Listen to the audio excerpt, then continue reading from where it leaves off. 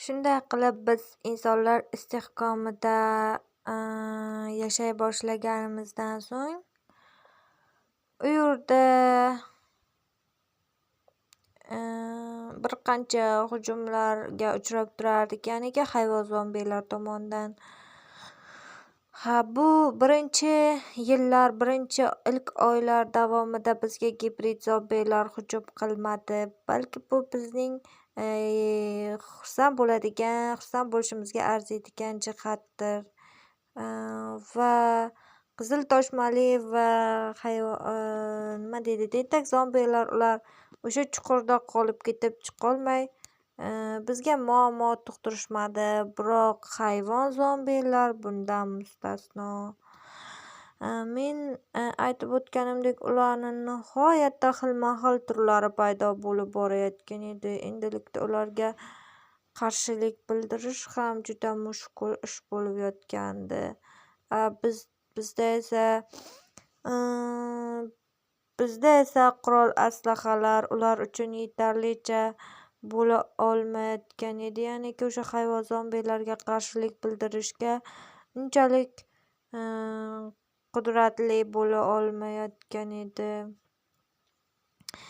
Bizdagi bor bo'lgan olimlar endilikda hayvon zombiylarga qarshi qurollar haqida o'ylashmoqda edilar.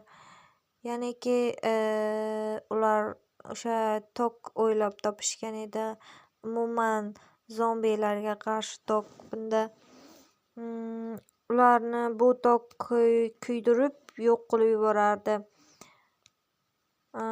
Xullas kalom, bizda insonlar kamligi muammosi ham bor edi. Ya'niki o'sha hayvon zombiylar hujumlari natijasida juda ko'p insonlar halok bo'lishardi. Yana biz barcha insonlarni shunday to'klik sfera qobiq bilan o'ralgan kiyimlarga kiygizgandik. Ya'ni shunaqa maxsus formalar kiygizgandik. Ya'ni ularda agar o'sha hayvon zombiylar yoki bo'lmasa boshqa zombiylar tomonidan zararlanganlik holati bo'lganda, bu umumiy harbiy va olim hamda harbiy shifokorlarimiz tomonidan kiydirilardi. Ularga umumiy kiydirilgani uchun faqatgina bizni istehkom ichidagi bunkerimizda bo'lgan qatlamga, ya'niki bolalar va nisbatan yaroqsiz bo'lgan kishilar, ya'niki kasal bo'lib qolganlar va o'zini himoya qilishga yaroqsiz bo'lganlar, qariyalar va shu kabilar bizning istehkom ichra bunkerlarimizda bo'lishardi. U yerga hech qanday zombiylar kira olmaydigan sferalar bilan o'ralgan edi.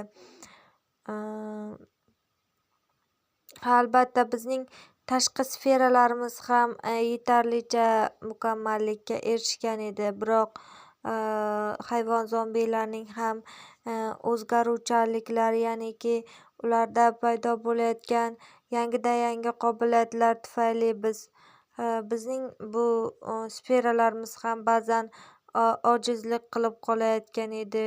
Aynan shunday paytlarda biz juda ham katta zararlarga uchrardik va bizga hujum qilishardi. Bizda aynan bir xil tarzda, ya'niki aynan yigitlar yoki erkak kishilar harbiyda ishlashi, olim bo'lishi degan narsalar umuman bu narsalar yo'q bo'lib ketgandi. Bizda ayol kishimi, erkak kishimi farqi yo'q.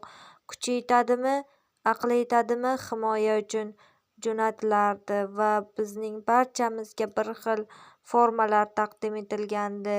Bu elektr sferalar bilan o'ralgan zombiylarga qarshi. Bunda zombiylarning viruslari bizga o'ta olmasdi. Biroq agar bunda zombiy virus qandaydir holatda, bu juda kam kuzatilardi. Agar qandaydir holatda o'sha qobiqdan teshilish, yorilish va shunga o'xshagan va o'ta kuchli tarzda zombi virusi, zombiga aylangan hayvon zombidan o'ta olgan virus aniqlansa, o'sha kishining kiyimlari, ya'niki o'sha formasi, maxsus formasi orqali aniqlansa, u forma o'sha kishini ham, zombi virusini ham hammasini bitta qilib yo'q qilib yuborardi. Ya'niki shunga moslashtirilgan edi. Ya'niki bizning tuzib chiqqan tizimimiz barcha zombilarni yo'q qilish buyrug'iga asoslangan edi. Ularda zombilik xususiyati aniqlansa, tizim buni avtomatik tarzda o'zi yo'q qilar edi. Shunday qilib bizda inson tanqisligi muammosi ham vujudga kela boshladi va biz klonlardan foydalanishga o'ta boshladik. Bu narsa juda ham samarali emas edi, chunki klonlarni yaratish uchun bizdan juda katta ilm, fan, texnika, texnologiya, quvvat va mahsulotlar kerak bo'lardi va biz bu sohaga o'rta darajalarga kirishgan edik, biroq bu darajalar bizga yetarlicha natijani bera olmadi. Ya'niki bizda paydo bo'layotgan klonlar yetarlicha emas edilar. Ya'ni ular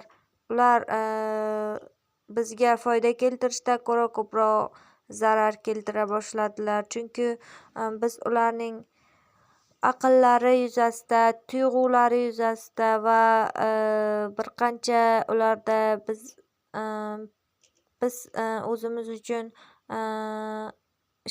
ishlab olayotgan klonlar hamda robotlarda kamchiliklar yetarlicha edi. Ular ko'pincha nosozliklarga uchragan bo'lishlari va yetarlicha aql va hissiyotlarga ega bo'lmaganliklari uchun ham bizga muvaffaqiyatsizlik keltirardi. Natijada biz juda katta zararlarga uchrardik.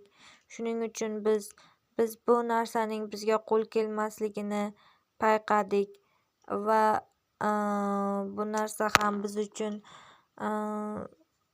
foydali emas degan fikrga keldik. Shunday ekan, bizni o'zimizni himoya qilishimizga faqat o'zimiz qolgan edik. Boshqa kuchlardan foydalanish biz uchun qiyinchiliklar, muammolar keltirib chiqarayotgan edi.